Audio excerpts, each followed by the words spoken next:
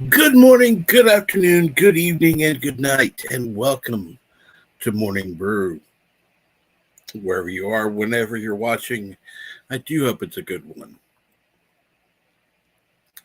And good morning, Dillard Draws. How are you today? Good to have somebody in the chat. See that Games, Movies, Comics Us was here before, and it said, good morning, Captain and friends, liked and shared. That is always appreciated. So what's going on today, Dillard? Anything good? It's kind of probably going to be a slow morning because it is a holiday weekend here in the States. So people are probably going to be sleeping in. And I don't know if anybody's going to be showing up. So that's, I know Deej is probably still asleep because he slept earlier yesterday and showed up on, I can't think of his name now, Raymond Feliciano's channel. Didn't get on the panel that I saw, but was in the chat. And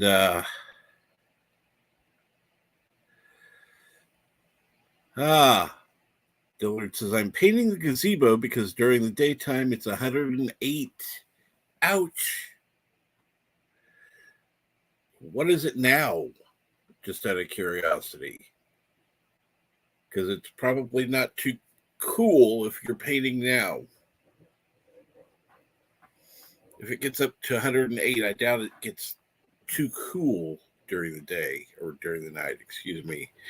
And good morning, Hexalon Comics. How are you today? Good afternoon, Mountains of Elysium. How are you?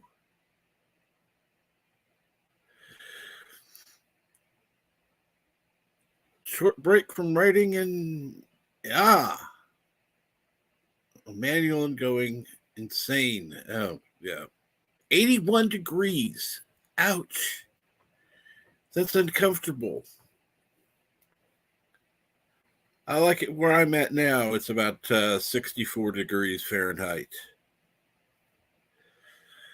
Nice and cool, actually. Not cold, not hot, comfortable.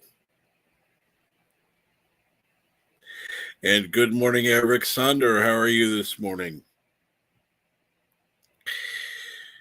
Okay, you know what? I haven't done this in a long time. So I'll be nice. Listen to me very carefully because I'm only going to say this once. Coffee. Black. Coffee. Black. While I've got your attention, there are... Coffee first. Well, this mentor would like another cup of coffee. I'm just gonna have to give up coffee. Want some coffee? If I'm not mistaken, that's your third cup this morning. Fourth, and on a day like today, it won't be my last. Coffee. The finest organic suspension ever devised. Commander, set a new course. There's coffee in that nebula. Yes, there's coffee in that nebula. Mountains of Elysium says, I have to complete a project, write a manual on how to do it with a program that's not designed to do it. Oh, well, isn't that nice?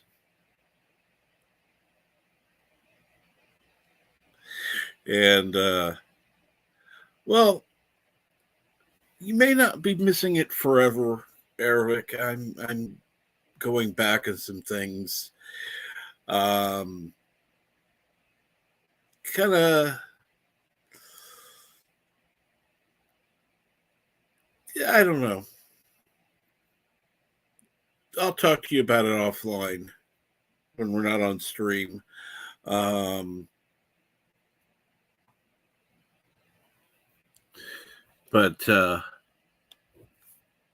Anyhow, just for the heck of it, I'm going to go ahead. I was going to read some stuff this morning, but what the heck? I'm going to go ahead and post the link in the chat. Wanted to save that till Friday, but what the heck, if anybody wants to come on, I'll pin the message.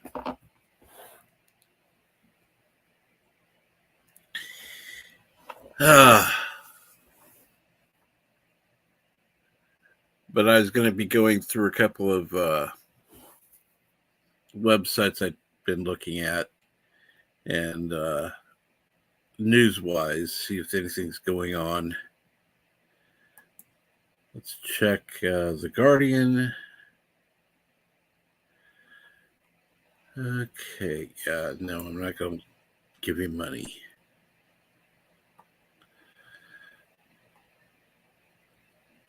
Let's see here now.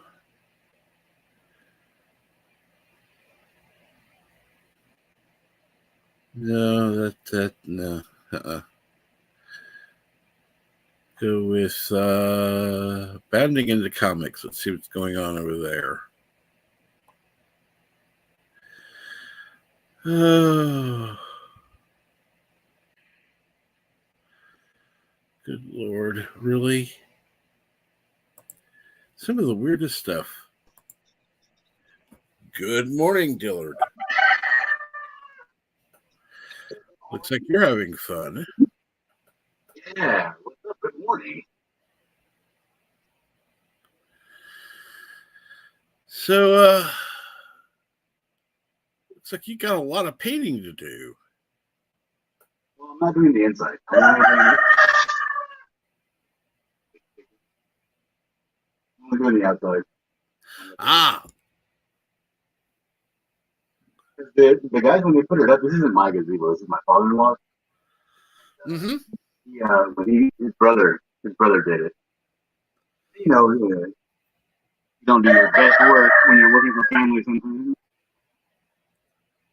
So he actually put up the C111 siding and didn't paint it, just left the primer on. Painted the outside instead. And the sun, because that side over there faces full sun, it's already peeling and cracking up. It's only been 2 years.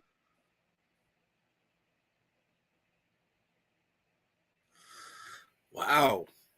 Well. But if it's 108 on the daytime, you can tell what kind of sun we get over here. Oh, yeah. I'm going to go kick that chicken. Give me 1 second.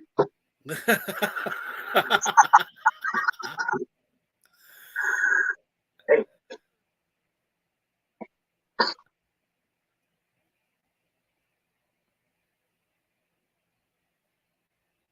Well, the chicken is definitely knows it's time to wake up. It's 4 o'clock. It's not time to wake up yet. Well, this for the chicken. He refused to sleep in his house. And he's looking mighty delicious, let me tell you.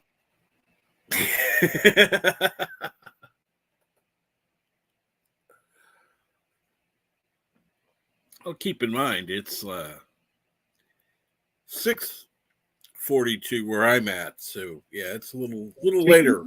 That chicken ain't from the East Coast. He's from here. You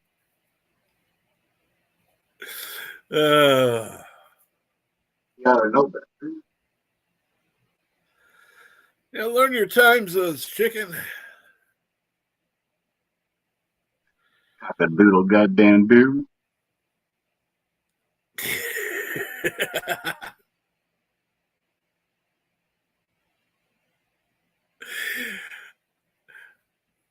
Well, this isn't the painting you're normally doing on a stream.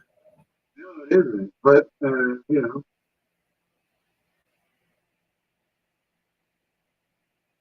Trying to do this without tape. I went to the big box center over there and it's just regular masking tape. You know the blue painter's tape? Yeah. $8 a roll for the half inch. Holy shit, they've gone up. Yep. And don't even get me started on the frog tape. Frog tape is not only is it in the double digits, it's in the high. It's almost like getting towards $17.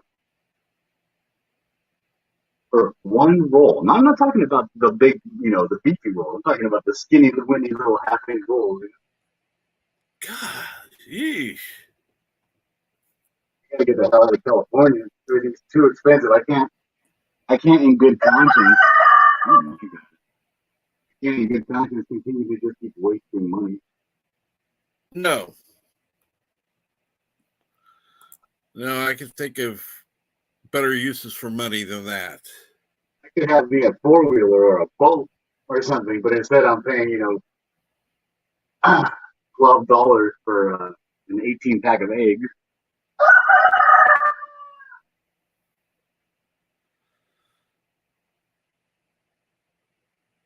That's just insane. Like, honestly, if I lived in like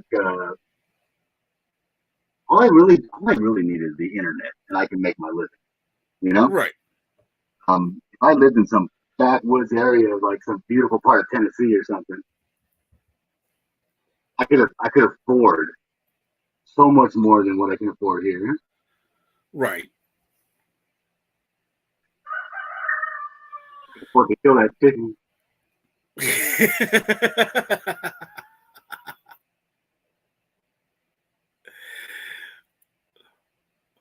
Well, there's no doubt you're going to be awake with the chicken there.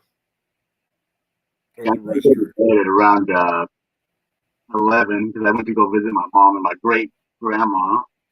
Well, my grandma, his great grandma. They wanted to see. Let's go see great grandma, little grandma.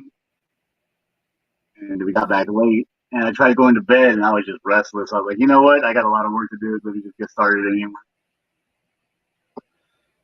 I got to get this stuff done before I start working on my regular comic book working. Because at least in the shed, I have air conditioning. I can be in there all day long and not really worry about it. But this stuff, I can't be outside doing this. You do this outside in 108 degrees, you start getting that heat stroke. It's the first time you bend over, you know? Oh, God. Yeah, I've been there before. Like you're painting, and all of a sudden you're thinking, why am I so lethargic? Why do I feel like I'm having trouble maintaining my balance?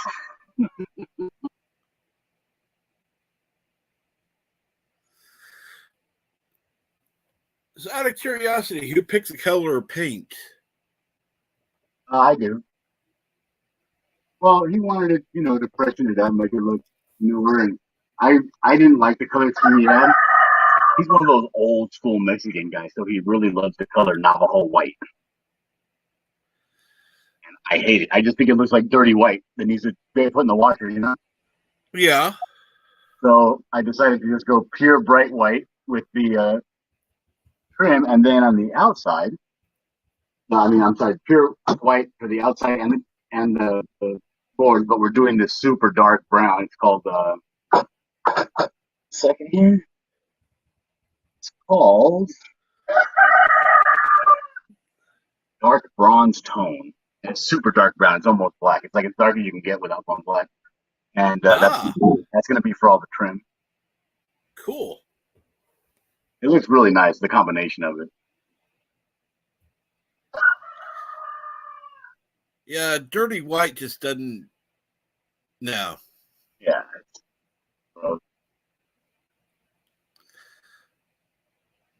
It's like, oh, it just painted.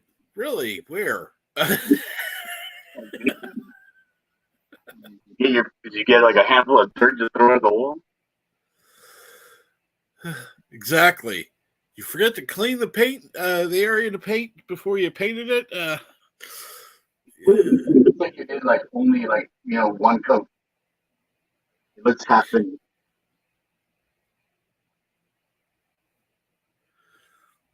That's I, God, that chicken.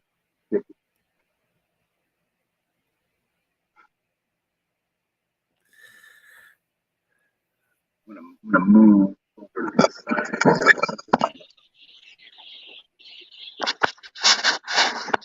Because this area here is where you kind of put the plates out to serve people mm-hmm.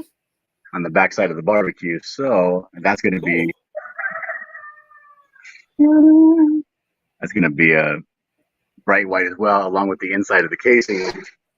And let me show you the outside, what it looks like. Let me take one of these little lamps. Dark here, but I'm still sweating it up. 81, yeah, I'm sure you are. What it looks like, that brown. Ah, I like that. So it's not too bad. Looks pretty good. Yeah. But this outside area was just, the paint was peeling, and you know that T111 siding, it starts to like come out. It's like paper, you know? It starts to fuzz. And that's going to be like a replacement if I didn't get this thing painted and sealed up real quick.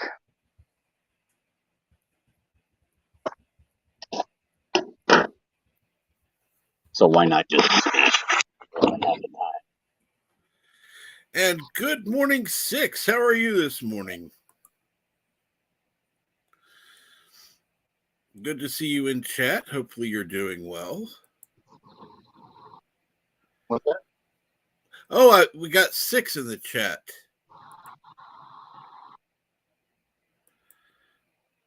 Just greeting people in the chat this morning.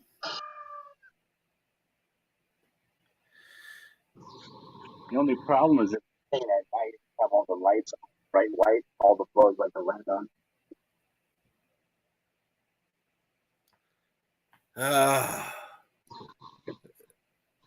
All the fun of watching Dillard painting his gazebo. You know, I'd offer to help if I could, but, you know, I'm a little far away. I doubt even if you were here, you would want to know. It's so hot out here.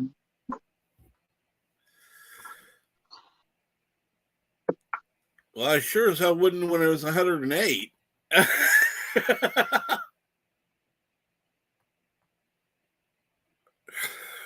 Then I'd go, okay, yeah, it's time for AC.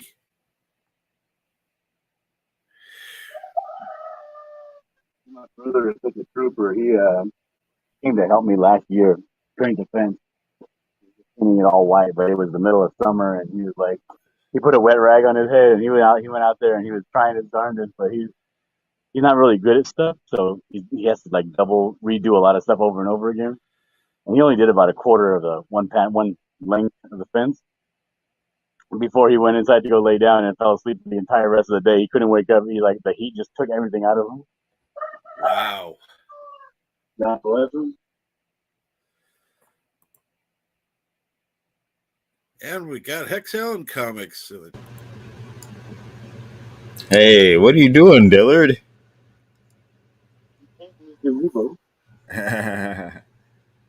A gazebo.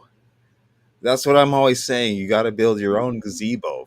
Forget about building a platform. You got to build a gazebo. Well, we built this one, but except this one has like, it was really difficult because we had a bunch of,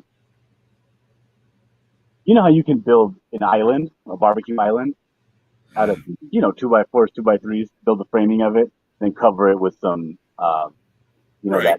that heat repellent. It's almost like a drywall, but it's like I don't know what it is. But you can cover the wood. But he was like really worried that the wood and the barbecue would just catch fire and everything would go for flame. So we had to build everything out of the aluminum framing, and that stuff was murder on your fingers. So, but it only comes in certain lengths. So we bought a set of like 5 foot this way, 8 feet this way, and then you have to like, there's self-tapping screws, and also you have these rivets on the underside. Dude, my hand was cut and bloody. I had tape on almost every digit. It was terrible. But we built this thing custom. My father-in-law hired his brother to come and build the roof on it because he wanted a big, massive roof on the thing. Because it was just a barbecue island out here with no shade, And he came and built it. He built it quickly, but it was it showed. You know what I mean? Like there was a lot of stuff that was not finished on it.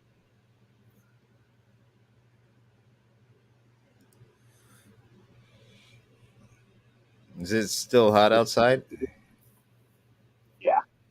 It's still 81 there. So, yeah. I haven't stepped outside in a while. We're in the same general area. Ah. Are we? Southern California. Yeah. I live in the. I live in what's called the Inland Empire, which is just a fancy name for Oh it. my God, that's really hot. Then, Jesus. California, they think of a beautiful place. Not here. Mm. Well, you're in the Inland Empire. You ever see that David Lynch movie, Inland Empire? Uh, Oh my God, you got to see that. That's like the best death scene performance I've ever seen on film from Laura Dern. Laura Dern does the best death I've ever seen on would like to see. celluloid. Definitely would like to see Laura Dern die.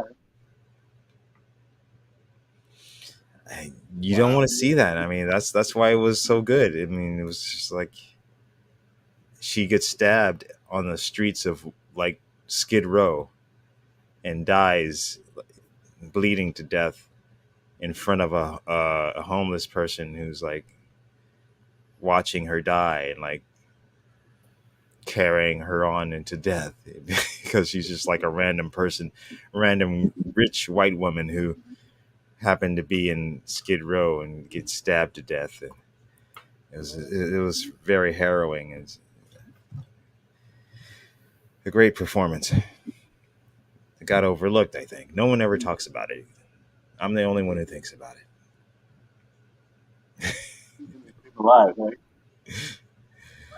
Oh, back to better and brighter things and happier things. Sorry, Captain Fandom Nerd. Don't worry about it. Hey, we're all about talking about different things on here. That's Yeah. that's the point of it. Hey, that just happened to come up because I followed a thread in my head. That's always good. Hey, you know the funny thing is, it's on here. We've gone off on all directions. Sometimes we'll start off talking about one thing and end up talking about something totally different because of going off on a tangent. Mm. And I have no problem with that. Yeah. I mean, yeah. Unless it gets a little too weird, then of course I'll rein it in. But, Oh well, the beauty of that kind of thing is that there's always a thread to bring you back into a circle of jerk. well, the funny thing is, it's like most of the time when you have an organic conversation, you don't have, you know, it flows, and that's where I'd rather be than have a what sounds like a scripted conversation. Mm-hmm. I mean, anybody can, I could manage to figure out how to write a conversation, and we could all basically memorize conversation. It's like, oh no, that's boring. We're going to talk about this time, and we're going to talk about this time, and now, screw And now that. it's time for this segment.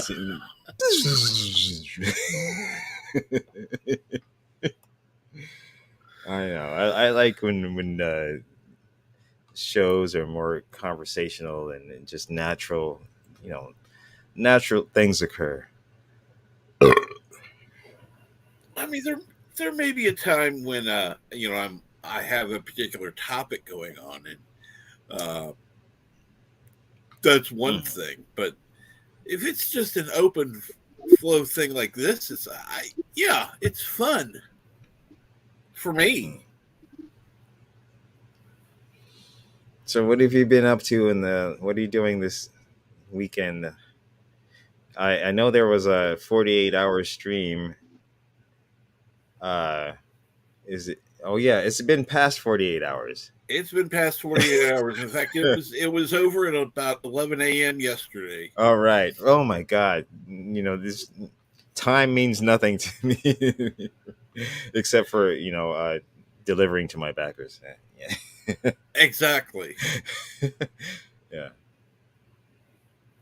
But yeah, Being a I meant to catch some of that. I tuned in a little bit, but then I got distracted, and I kept going in and out of. There's so much stuff to pay attention to on the. I try to catch everyone's stream and channel, and it's just like, it's not a chore, but it's just like it's kind of harrowing to try to keep up with everyone. Oh my gosh! If I were to keep up with everyone, I wouldn't sleep. Especially when you're like a guy like me who's trying to sell some shit. And Dillard, he's just a natural of and just hanging out. But me, I don't know. It's just I don't have the time or the bandwidth in my head to freaking be on YouTube all the time. Yeah, if I were to keep up with I everybody, try. I wouldn't have time to be on, let alone sleep. I'd Mm. be watching stuff all the time. It's like, no, thank you. I can't do that. I watch what I can, look back at what I can, and watch it, and the rest, it's like, I'll catch what I can. Yeah, I'm not even worried that Hulu's messing with my Disney Plus bundle, which I didn't even want, but I might as well use it. But every month it seems that I get logged out, and the my account gets out of sync with the Disney Plus account and the Hulu account, and then I have to go on uh, uh, uh, to talk with customer service for extended periods of time from both sides, Disney Plus and Hulu, because there's a disconnect between the two. Ugh. And then I finally get it back, get my Disney Plus back, and the only thing I really love watching on Disney Plus is the old X-Men animated series.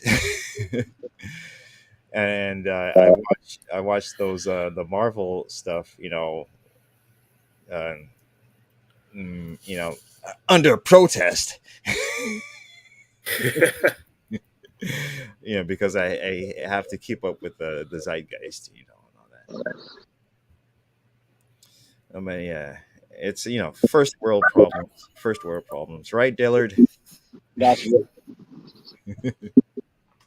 What is that he's got in his hand?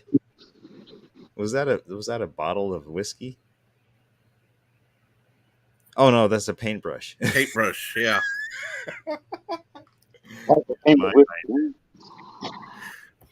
uh, cheers. Probably wouldn't mind a bottle of whiskey at this point, but I don't know how good he'd be good doing the painting then. Yeah, well, normally my hands shakes like a leaf, but you give me some whiskey, it steadies right down. Look at this guy stuck on the paint. This bug. What a jerk! Damn, shiny. Jerk bug. I'm thinking You're on a about good not, paint I'm thinking job. about not doing a second coat because I put a really really thick brush coat on it. Was Right? that propane? It Because looks like you I got three. basically just poured the paint on there and spread it around with. Looks like you got three tanks of propane. No, just one type of propane. It's funny. My daughter, she's 22. She's just now getting into King of the Hill. It's so fun. Oh wow. I haven't watched that in a while.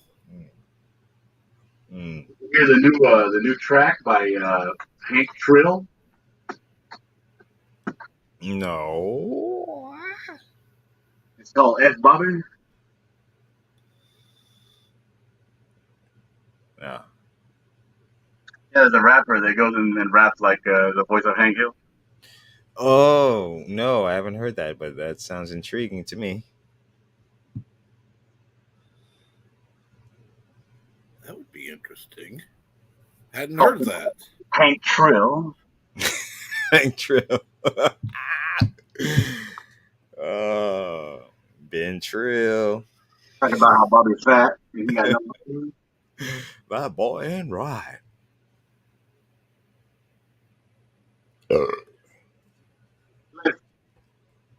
Oh my God, it's almost, well, it's past 5 in the morning. Holy shit! Have you not gone to bed or are you waking up too early? No, I haven't gone to bed at all. Come on, you're not an 18-year-old bachelor, dude. Get some sleep.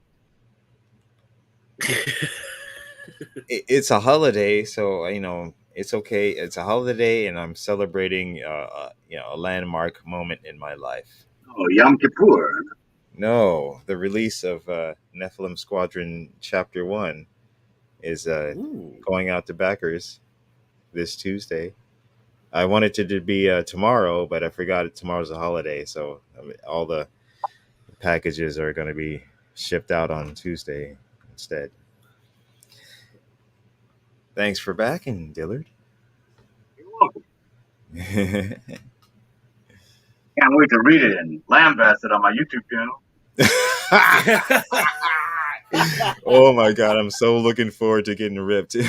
Content, baby, content. I totally, after I sent the final print file, I was like, I'm like, oh my God, oh, I forgot to put that shit in. I forgot to put that in. I forgot to put that in. There's a lot of like art elements that are missing, like decals on ships, uh, uniform stuff on people's uniforms. Since it's a military sort of thing. It's like, Hmm. but then again, I justified by calling it the special preview edition.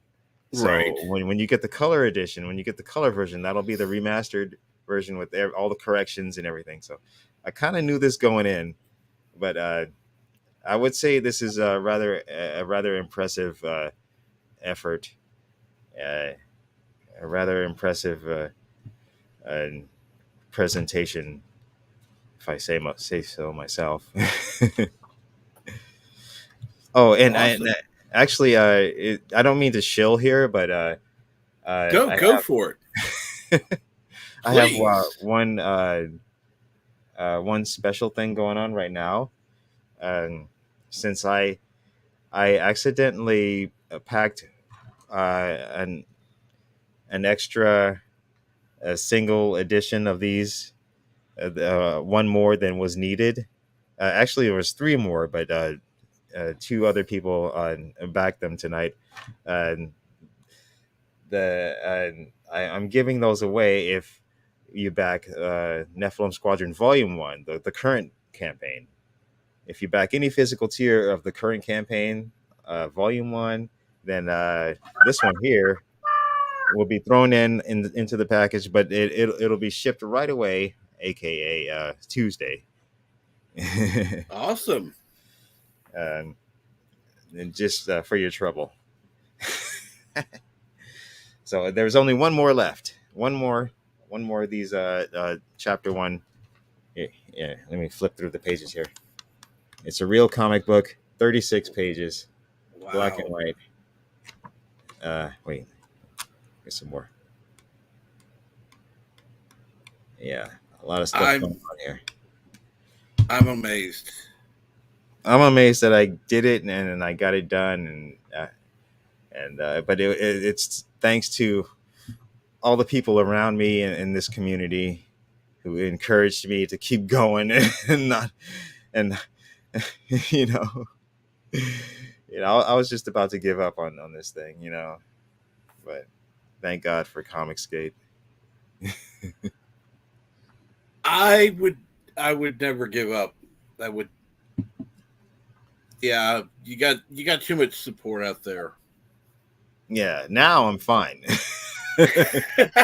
I will keep going now that actually people that I know are interested and who are of a like mind, and you know supportive, and are entertaining or entertain me and allow me to entertain them.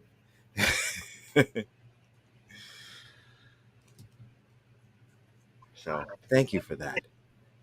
Absolutely. So where can they find that Oh, it's campaign? on Indiegogo.com. You just search up Nephilim Squadron, and it's Volume One. It's the active campaign. It's the one that's open.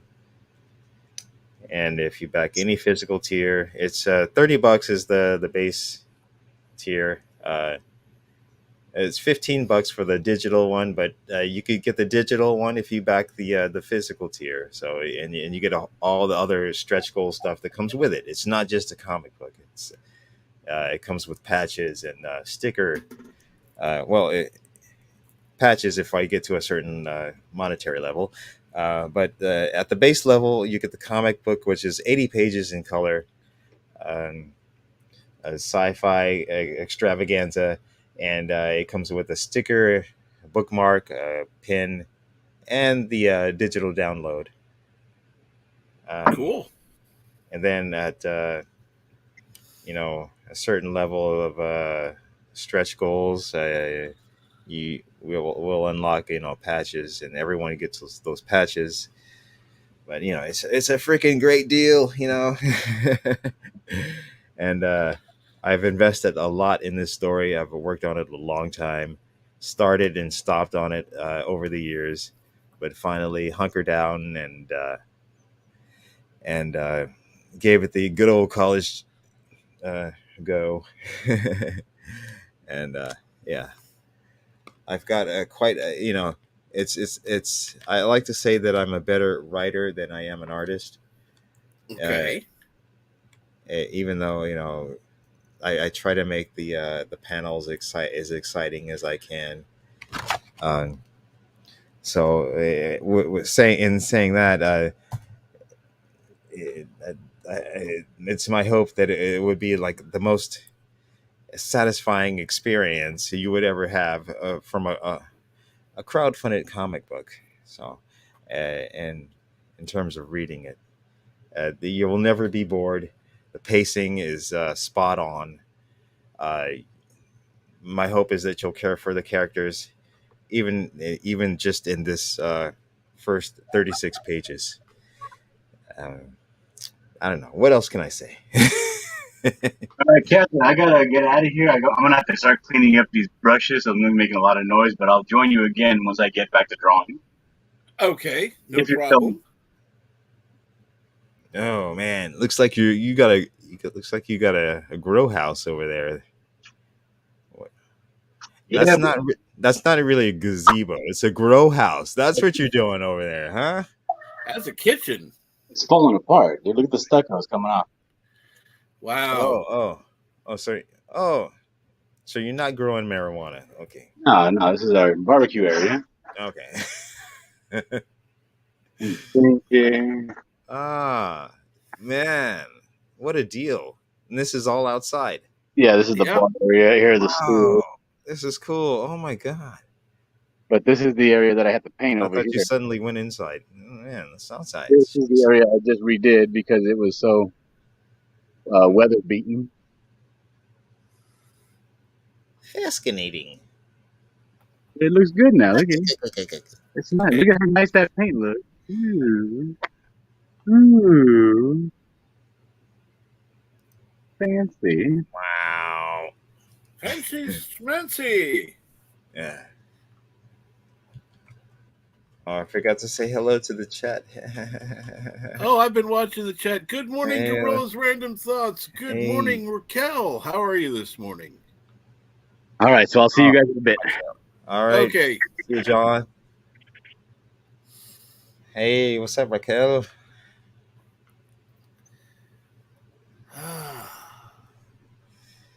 And of course, going back in the chat, Mountain said he would help with the painting it Dillard is doing, but he's too lazy.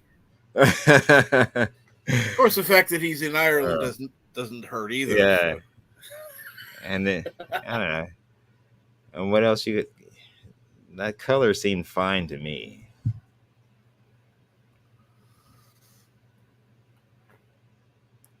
Mm. But So, what have you been watching? Anything interesting on TV lately? no, I haven't actually. I Mm. need to. I need to watch something. It's I've been watching the Resident Alien. Mhm. Um, with Alan Alan Tudyk. No, I don't. From Firefly. The guy. Okay, yeah. And he's also Mr. Nobody, or was it Mr. Nobody on freaking Doom Patrol? Yeah. Oh yeah, but he's Resident. Have you seen? Yeah, Resident Alien. Have you heard of it? I've heard of it. Yeah. Oh yeah.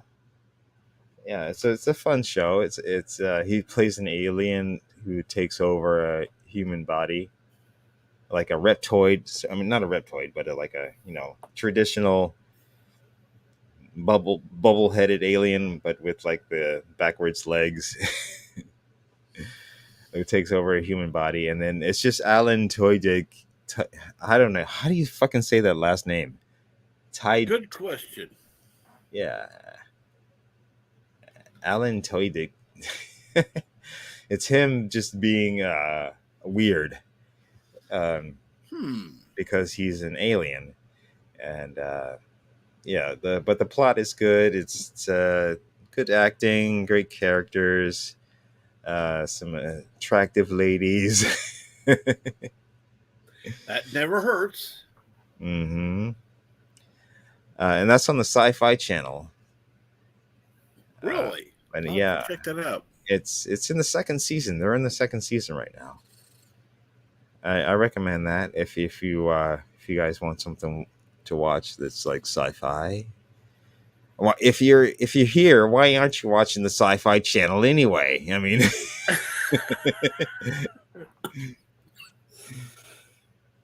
you know, my wife loves it. Uh, I think because she likes nerdy guys who act stupid, like me. She's really into um, Sheldon, um, from Big Bang Theory, and Ah.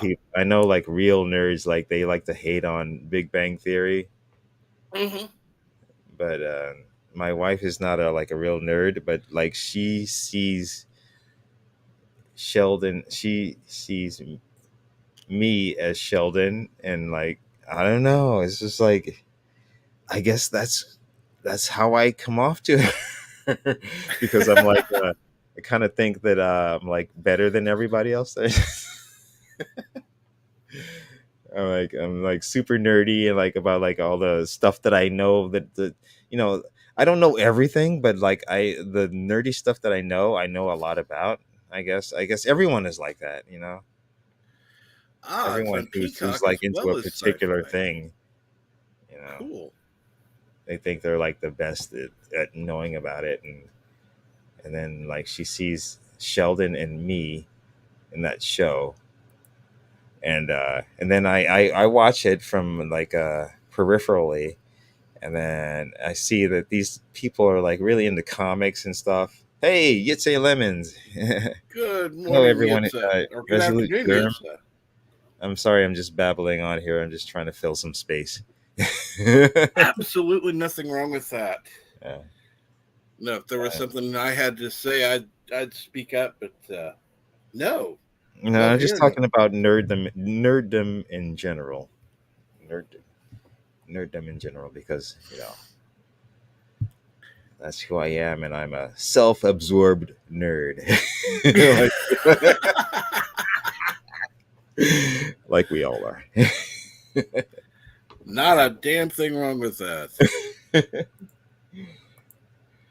So, oh, what else? Something non-nerdy that I've been watching is City on a Hill. See, I mean, I'm not a rich guy, but I do have like access because I kind of peripherally work in the industry, and Mm-hmm. uh, more of like on like a file management side. So I'm like, no one sees me, no one knows who I am in Hollywood. So I do have access to some streaming services. Hmm. So it's not like I pay for this, but I watched that City on a Hill on Showtime with Kevin Bacon and Aldous. I keep wanting to say Aldous Huxley. It's not Aldous Huxley, but it is this black actor, not Aldous Huxley. Him and Kevin Bacon are like these the two main characters on the show called City on the Hill, and it takes place in the '90s in Boston. And Kevin Bacon is this FBI. Well, in the first season, he's an FBI agent. By the end of the season, he loses his job because he's like this total like racist, uh, but like he's like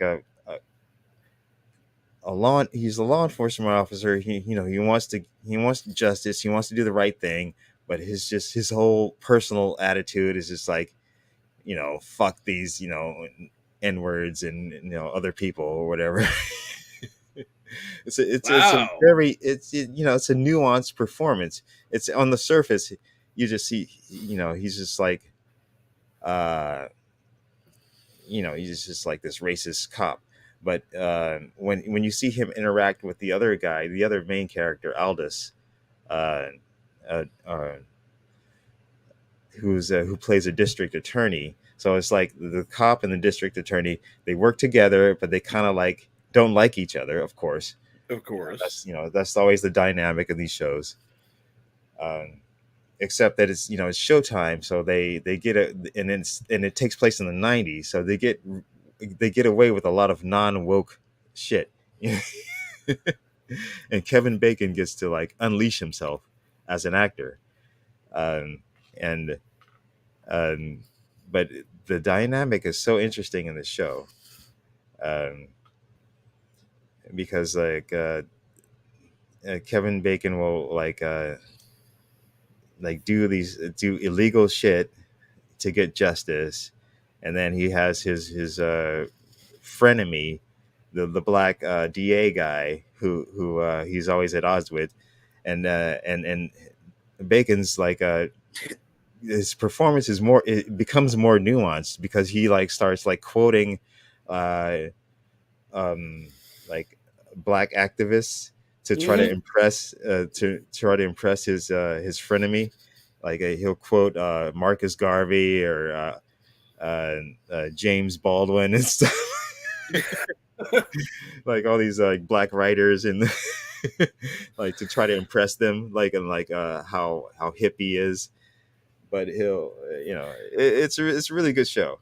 But I'm in the second season right now. The second season, Kevin Bacon has been fired, and he's working as a private security for this real creepy guy who also used to be an FBI agent who's retired, and some weird shit going on. It's really, yeah, it gets really good. I highly recommend that if you can get Showtime. You know, uh, what else? Showtime, not one of the ones I have, so I'll have to wait till I can see it somewhere else. I'm sure it'll Or eventually come up. Yeah. sail the seven seas to get it. You know, pirate. Uh, yeah, that's all. That's all I got. Cool. Oh wow. I'm just chatterboxing away. Oh, Rings of Power. Mountains of Elysium just watches the Rings of Power. I enjoyed it as a fantasy show, Hmm. but as a Lord of the Rings show, so far it is not good. Though the sets, physical and digital, are fantastic. I thoroughly agree with that. Yes, I I, have wa- not seen that, I watched the so first two I episodes too. Yeah. I can't comment as to that, but Hmm. It's everything they say it is, but it's still, I wouldn't say don't watch it. I would say, watch it for the spectacle. There is some spectacle, but if you're watching it for character, and then it's like you're gonna be disappointed. Maybe, perhaps, yes, you will definitely be disappointed if you're watching it for uh, you know characters. well, Although, I eh, don't know, but then again, the dwarves. Who can dislike a dwarf? The dwarf.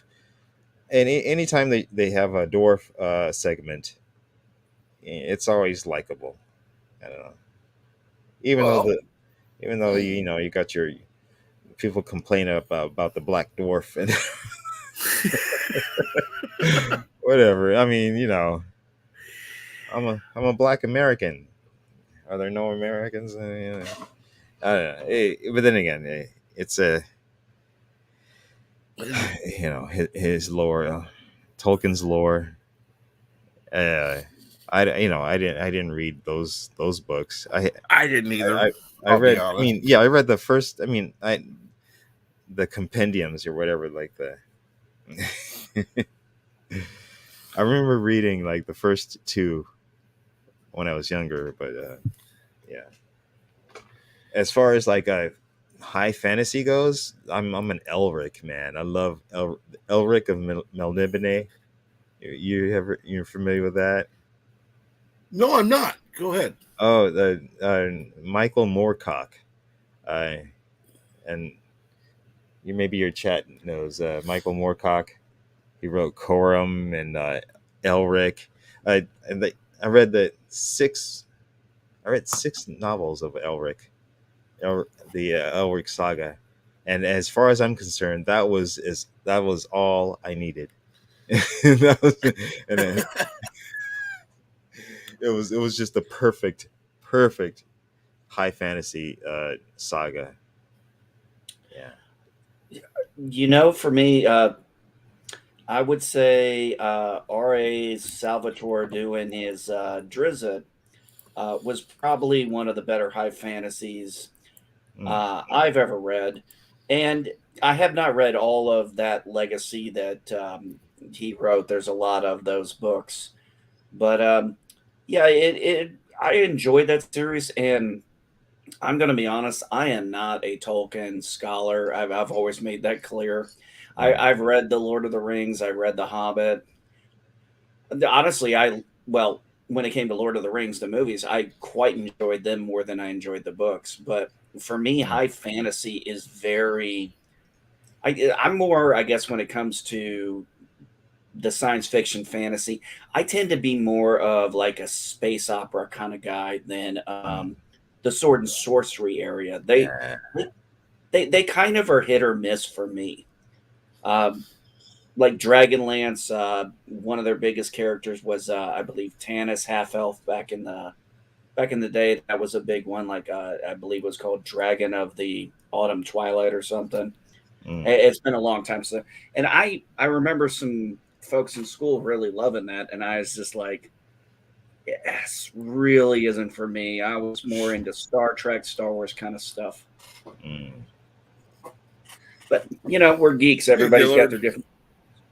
Hey, Yo. what's So, going on? hey. The Rings of Power, fantastic show. Better than the best thing since Lord of the Rings, the movies.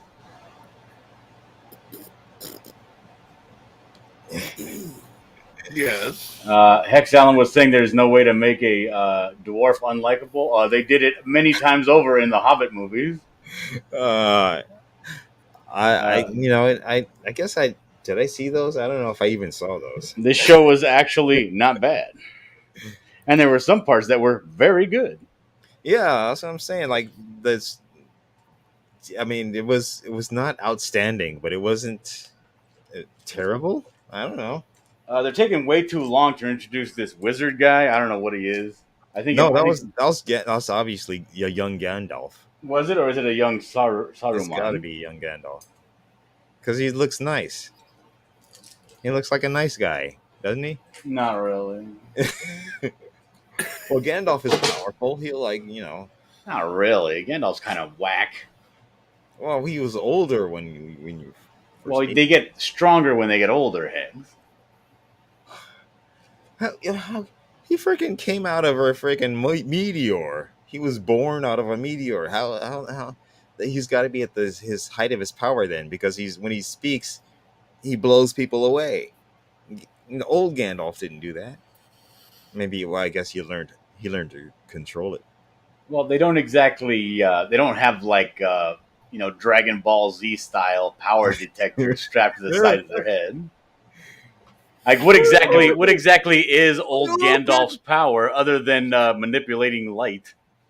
Well, I don't know. He's not human, but he's not an elf. He's not human. I don't know. He's some other creature, right? I don't know. Yeah, he's some other creature.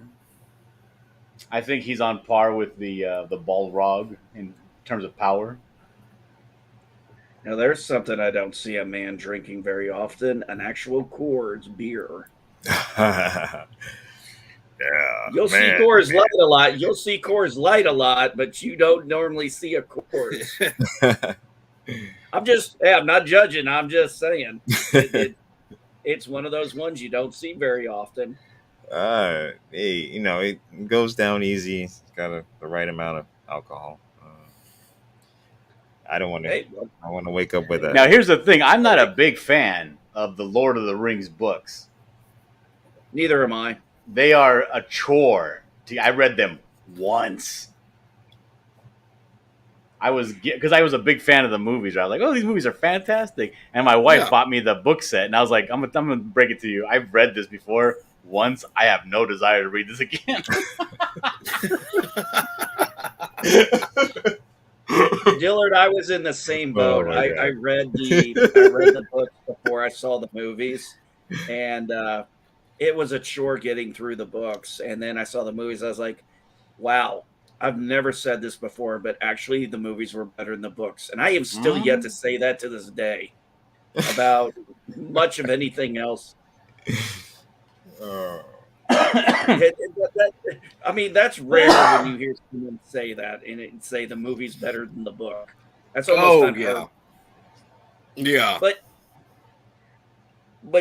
one of the things I will say this is that when I was young, I read Dune for the first time and absolutely hated it, could not understand it, could not get it.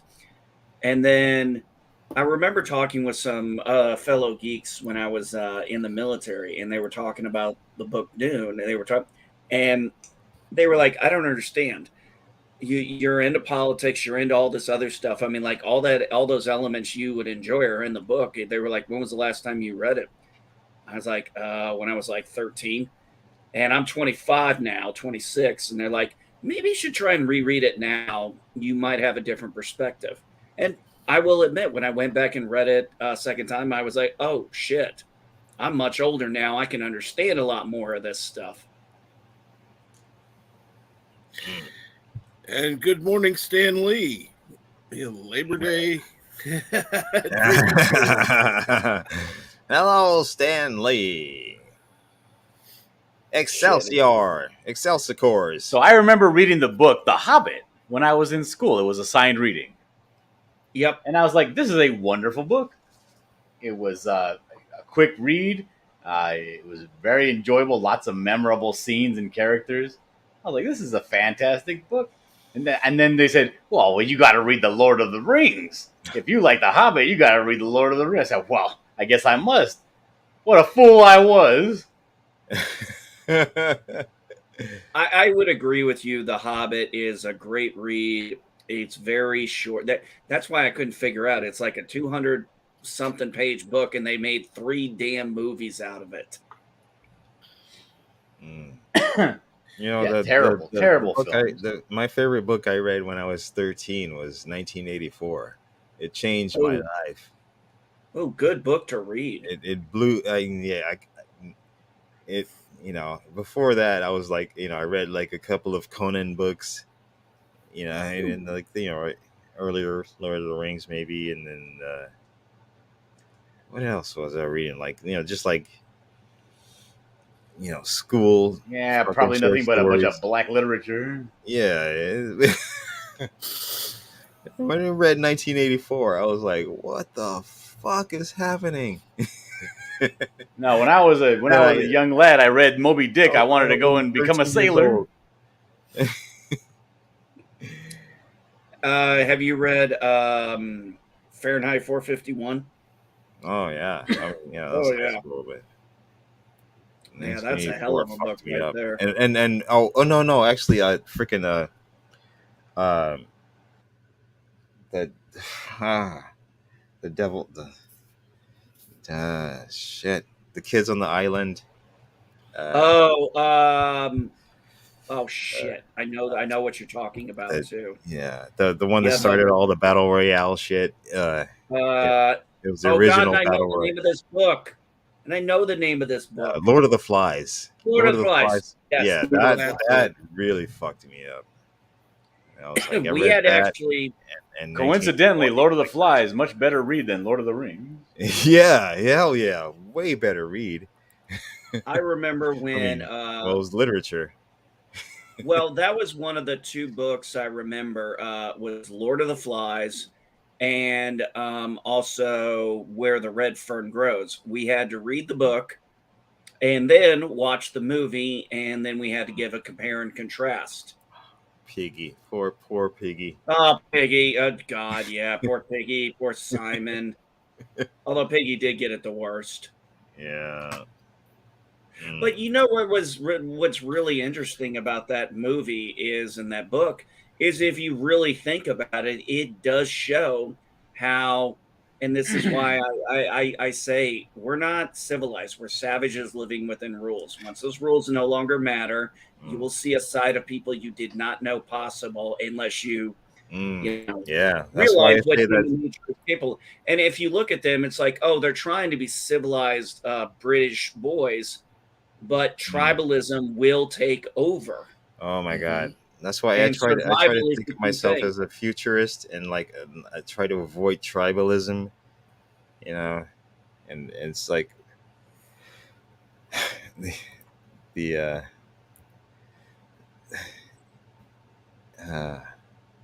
yeah, it's like when you see like Well, I bet you think you're better than me, you futurist. no, no, my motto is like I'm not better. I don't think I'm better than you. I think you're just worse than me. Well, then you'd be right if you don't think that you're better than me. No, you're just worse than me. Well, the But whole thing is it was one of the interesting things when I read um the Expanse books, which I thought were amazing. And you have Amos who points out people are just living in tribes. He goes, the more successful the society is, the bigger the tribe's going to be. Once that success breaks down, you're going to start seeing people go into much smaller tribes. And It reminds me of my favorite quote by Mammy from the movie Gone with the Wind, where she says, "You're all just a bunch of mules and horses harnesses." man,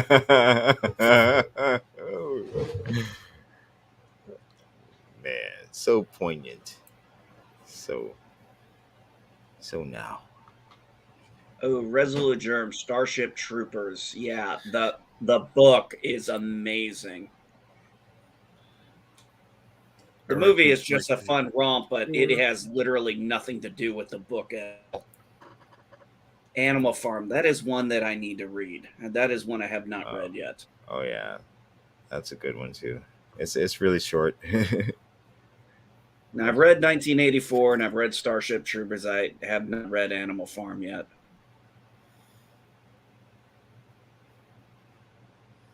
Ray Bradbury was, one hell of a writer for his time. Mm, I will hmm say that mm, some of his short stories were very well done. He had one that was just a simple story about people living on Venus, and like one time a year the sun comes out, and they picked on this one girl from who actually was originated from Earth, and she they lock her in, and she doesn't get to see the sun that year, and they actually realize some of the kids realize what they did and now feel like shit for it. Yep. I mean, it's a very simple story. It's I can't. You know, I can't remember I didn't of read it, that but- one as a kid, but my daughter read it when she was in middle school. Oh, so you're And- familiar with the story? Yeah. Oh yeah. Like we went over it together, and I was like, wow, because I didn't read that when I was a kid, but I read it when I read the story with my kid. Pretty deep. It was for a short story. It like I said, I haven't read it since high school, and I'm 42 now, and it stuck with me as being like how one little prank can really just affect you think you're being funny or you're being cute or something, then you realize the impact you just had on this one person and the weight that they now felt for that. It was very well written, I thought, for a short story. I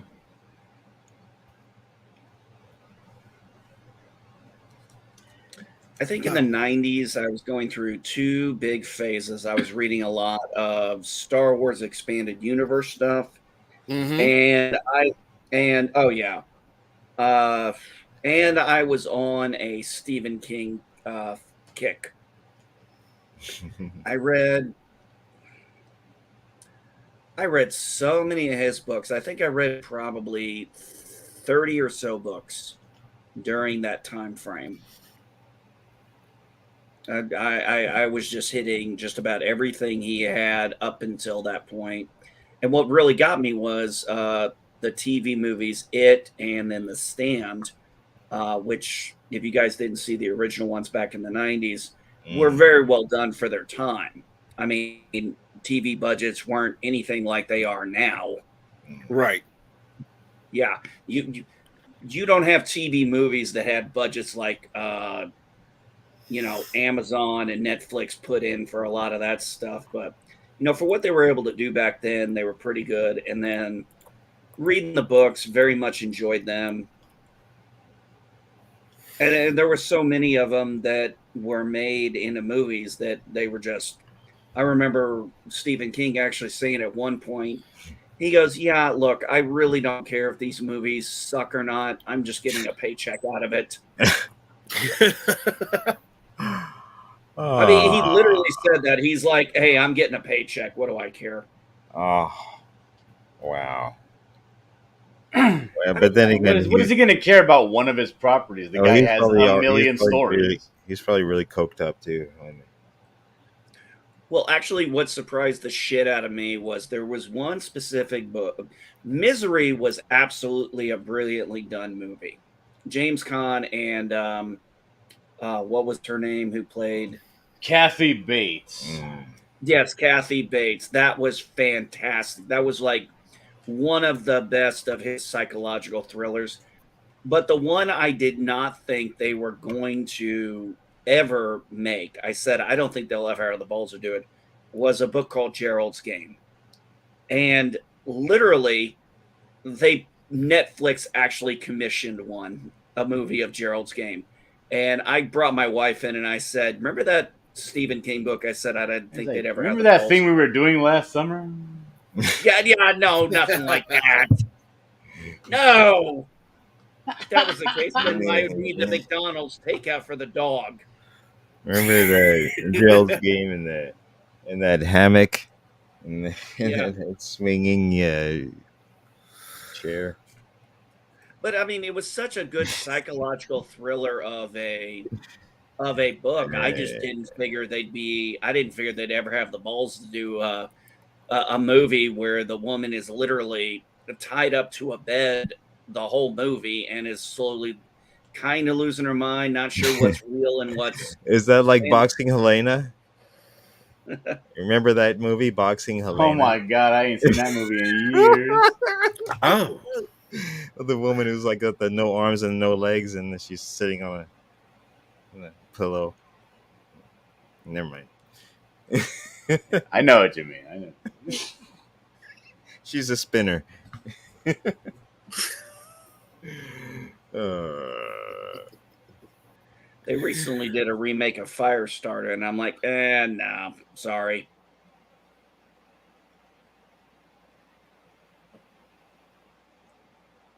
Boxing Helena. Jesus. Yeah, mountains that stand. I remember after the series ended, I was going up to Blockbuster, and I wasn't the only one. People were going up to Blockbuster asking when this was going to be available for rent. Yeah. But I don't know. It seems like some books that are even books that are required reading. I read one book that was required reading in school over again. And I was like, why? In my adult brain, I'm thinking, why the hell was this required reading? Because this was terrible. And it was that book. Oh, not the book. It was like a little novella, tiny little short story. A lot of Steinbeck stuff, like the Chrysanthemums and the Pearl. Not familiar with that. You remember the Pearl, where that guy finds the diver finds a big pearl? No. It was a terrible, terrible story. And I go back and I think, like, there was a book that I really loved too, and our teacher even read it to us, portions of it. We're like, okay, this is good, and I really liked the story. And then I tried rereading it again as an adult, and I hated it. And that was The Giver.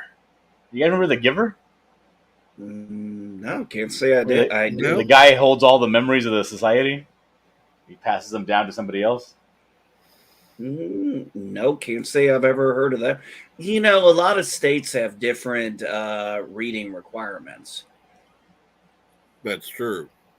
Because a lot of my required reading I lived in Illinois. My wife lived in Indiana, and her required reading and mine were actually very different books. It's like I know a lot of people who had to read Shakespeare, and we did not have any Shakespeare required reading when I was in school.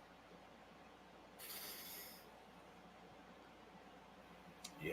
I Love Food remembers The Giver. Yeah, it was a dystopia, and it was a future where they had maintained a certain temperature. They lived basically in a dome, and the kid gets the memories. Like they have no feelings. He goes to this old man, the giver, right? During the time of ascension, where they get their jobs for the rest of their lives, and he doesn't get picked. And then he's like, "What the heck?" And then he says, "Yeah, well, you're going to be the new giver," and it's like the greatest honor. And like he has little sessions where the old man like puts his hands on his head and gives him memories. Like he feels snow and being cold for the first time ever in his life. He feels the pain of falling off of a bike. You know, he feels all these new emotions because they live in this Sensations. perfect world. Yeah, he ends up losing his mind. Yeah, how perfect is a world when makes you wonder.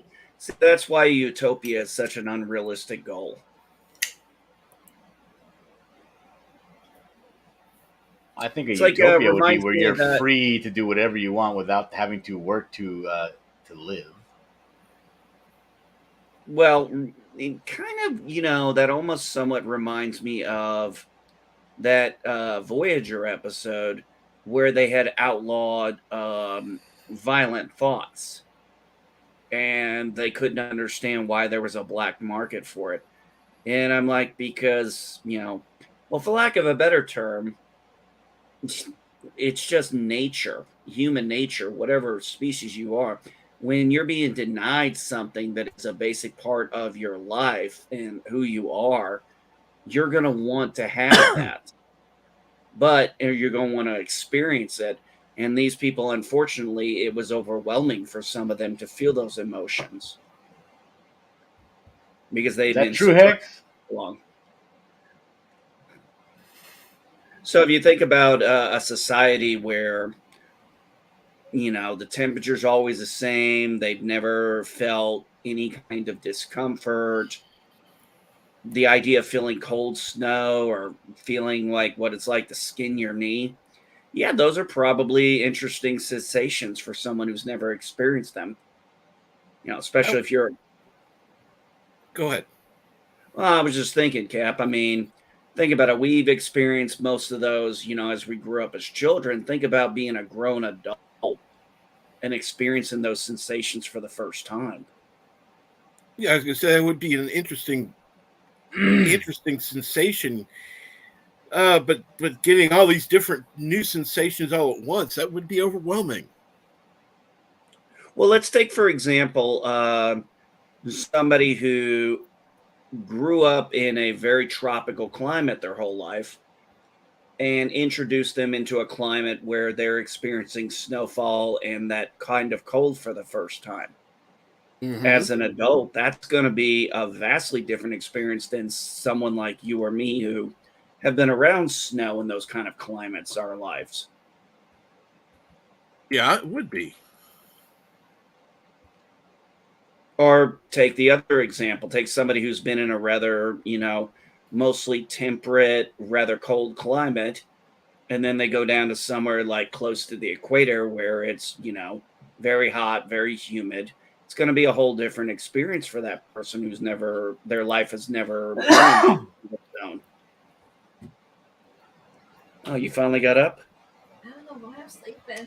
Yeah, I never actually seen snowfall to talk about what the I Love Food is talking about. I never saw snowfall in my entire life until I was 25 years old, and it was actually amazing. Like I've always, I live in Southern California. We have Big Bear next to us, so I've been to the snow and played in the snow, but I've never actually been someplace where the snow was falling out of the sky, and I was like, oh, this is not right. I don't like this.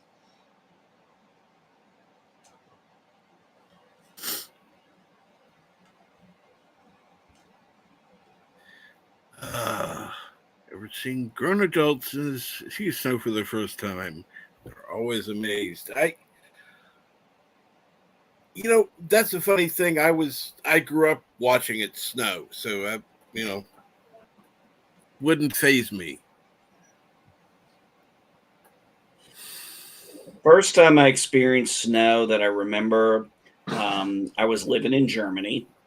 So I saw snow quite a bit. I'll tell you what, one of the most interesting things was when we moved to Florida after we left Germany and I experienced my first hurricane as a about 6 years old at the time. So that was kind of scary as hell. Yeah. I mean, I was talking with actually, it was interesting. I was talking with my mom the other day because I was looking up like this day in history last week when we started homeschooling back up, and it was funny. It was interesting because it said on this day in history, August 28, 2005, was when Katrina made landfall on Louisiana, and then just devastated that whole area. And I remember all that very well. Sure, a lot of us do. Yeah. Hey, Hex, did you feel the earthquake 2 days ago? Earthquake. No, I heard there was one. Yeah, I remember. Yeah, because we have them here all the time. One. And I know that I remember my cousin Ray. He lived over in Arizona, and he came over and visiting us for the summer, and we had an earthquake, and he almost lost his mind. He was like, "What is that?" Yeah. The earth is supposed to stay still. My home in Illinois, we're not too far from the New Mandarin Fault, and so it was kind of like, yeah, there's always a chance we're going to get a major earthquake. We actually at one time we thought there was an earthquake. Turned out there was an explosion at the mill, but it was so goddamn loud and hard that it shook the town for miles. Yeah. And I didn't. No, I happened to just be waking up because my dad was just waking me up, letting me know he was going to work. I think it was during Christmas break, and all of a sudden we just heard this loud boom and this thundering, and it's like, what the hell? Did we just have an earthquake, Dad? Because that's what it felt like. It wasn't until later on we found out there was an explosion on the news. Ow. Yeah, I remember we were sitting there playing video games. There was a video game on the Sega Genesis, and it was called Ridge Racer. Mm-hmm. And we were laying on the living room floor, playing the video game, and the house started shaking, and me and my brother were like, "Oh, an earthquake, right?" And then my cousin Ray like jumps off the floor. He's like, "What the hell is that?" I think he wanted to run out of the house. Like he was saying to you, I was asking him about it like maybe a good 4 or 5 years ago. We were fishing at the pier, and I brought it up, and he was like, "Yeah, it felt like the whole world just started moving. Like it everything felt like you didn't know, like you were in a dryer and somebody was tumbling you up and down." Like, I was like, "It didn't feel like that at all." He's like, "But it did." The whole world is moving. Yes, the whole world is always moving. Yeah, prove it. It just likes to shake it up a bit. The earth is flat. Didn't you know that? It likes to cha-cha-cha once in a while. What are you, new, Hex? Earth has been flat for years now. Yeah, man. I ain't seen no round earth.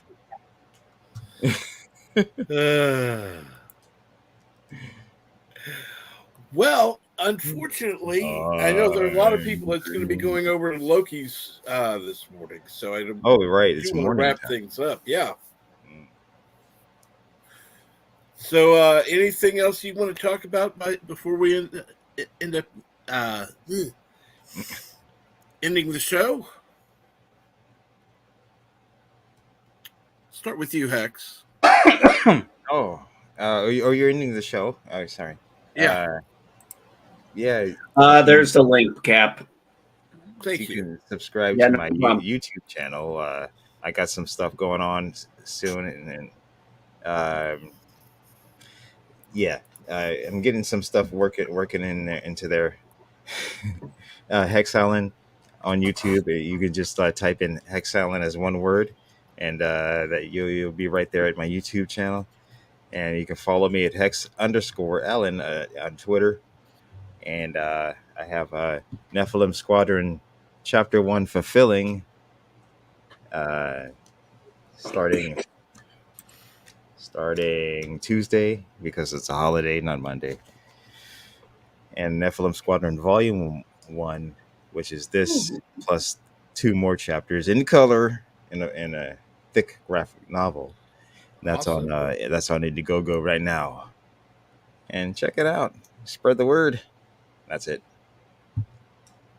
Cool. Thank you very much. Let's see here. Let's go with that Indiegogo. Copy that link. Put it in the chat. What about you, Dillard? Do you got anything to? Yeah, I do actually. I'm not a partner in the project, but I was hired to do the illustrations for this Indiegogo project that is funding right now. It's called The Rift Riders. It's a story by Piper and Luke Stone Studios. It's about a group of 3 people. One of them is an old man trapped in a little boy's body, and 2 aliens, and they ride around in this borrowed spaceship.